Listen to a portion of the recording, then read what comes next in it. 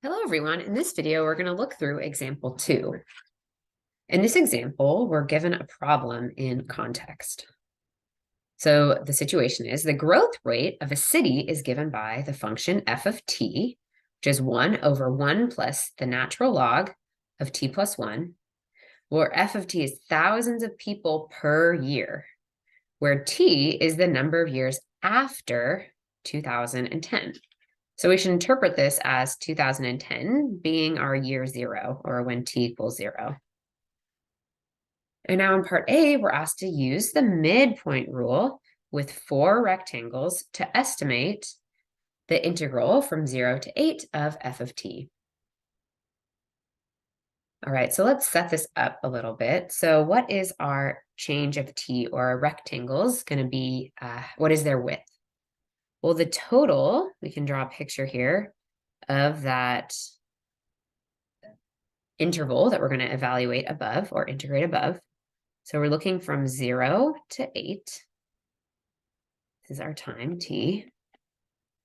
So that's years after 2010. And so we're using 4 rectangles, so I can split this up, just chop it up into 4 parts.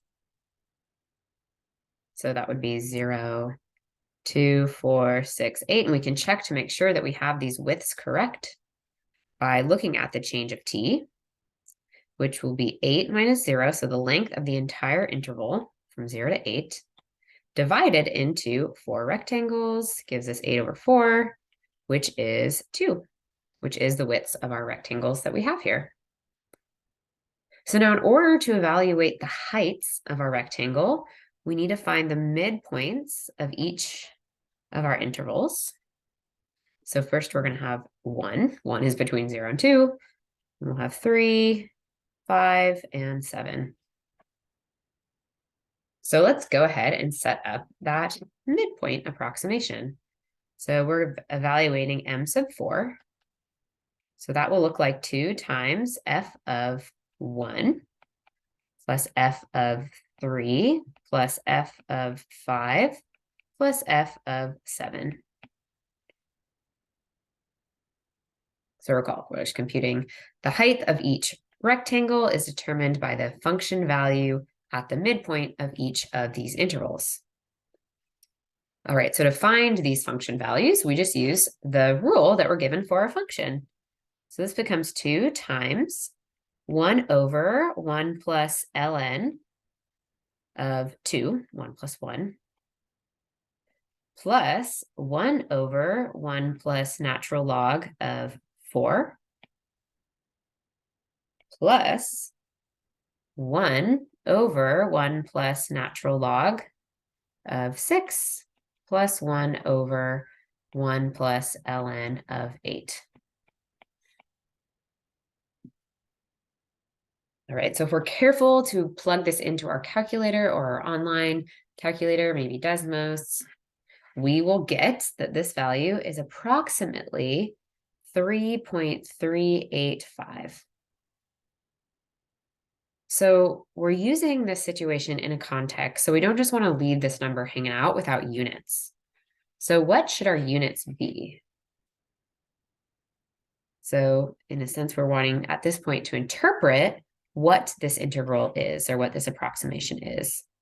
So let's interpret that integral by determining what its units are. So here, recall f of t, that's thousands of people per year. So here we have thousands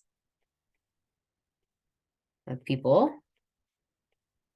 per year. And then that t that we're multiplying by, or that change, the change in time, which is a time unit, that time is given by years. So in the end, when our units cancel, we're just left with thousands of people. So our unit here, or the units of 3.385, is thousands of people.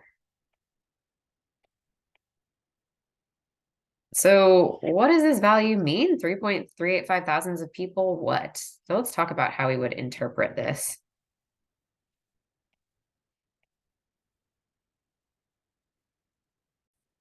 So f of t is a growth rate. So it tells us of a city, it tells us how the population of the city changes in year t. So this tells us about the change, a rate tells us about the change of people.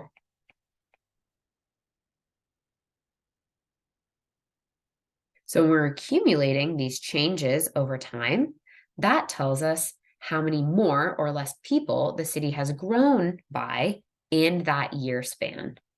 So because we're looking at the years from 0 to 8, which are the years 2010, because year 0 is 2010, year 8 would be 2018.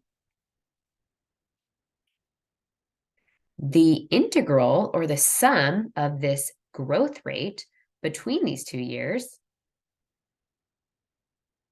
tells us how many people the city has grown by in that time span. So let's write that out. So that tells us between the years 2010 and 2018, the population of the city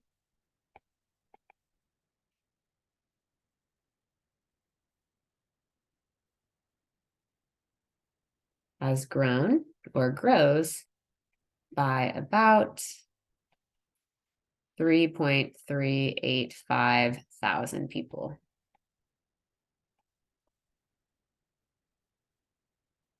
Awesome, nice work. All right, so now let's take a look at part B of this example too. And so here we're told to use the midpoint rule and technology to estimate the integral from 0 to 8 of f of t accurate to 2 decimal places. Then give a complete sentence interpretation of your estimate in the context of this problem. So we've already interpreted our estimate here, but let's take a look at what it would mean to use technology to estimate this integral. So I'm not a huge fan of this example, but it does help us to maybe search around and see what is available online and via technology for us in estimating integrals. So let's just take a look together. I have our internet. And so I've just Googled for us midpoint rule calculator. So let's just look at that first hit and see what kind of technology is available.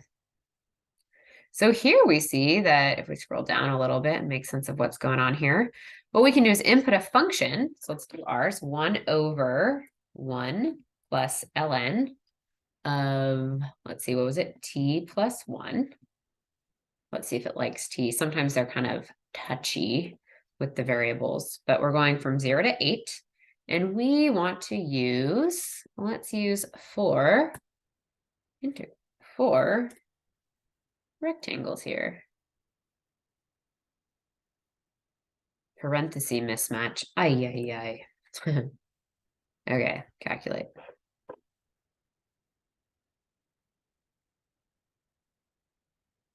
All right, cool. So this is kind of neat. It tells us about the midpoint rule, and it gives us an approximation for that, or it gives us the formula here for the midpoint rule. Oh, look at that. And then it calculates all these out. The area of each, or the height at each interval, and then it uses that in the formula to compute the solution. So, and then finally it gives us the answer. So cool. Okay, so we can see that we can, wow, look at all these ads here. But we can see that we can do such calculations online by using a calculator such as this.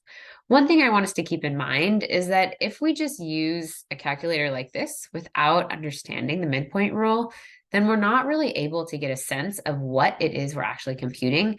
And we don't have an idea of if our calculation in the end is correct, if we don't know what we're actually using to compute, or if we don't know what the background is in these calculations. So that's why also in doing these types of problems, I'm not as worried about the specific answer that you get in the end. I'm more worried about looking at your approach here, looking at your interpretations of your solutions. So that's really the important pieces of this class because it builds on our mathematical reasoning and quantitative reasoning abilities. All right, great work on example 2. And we're just going to end this section with a quick video on our final example. See you in the next video.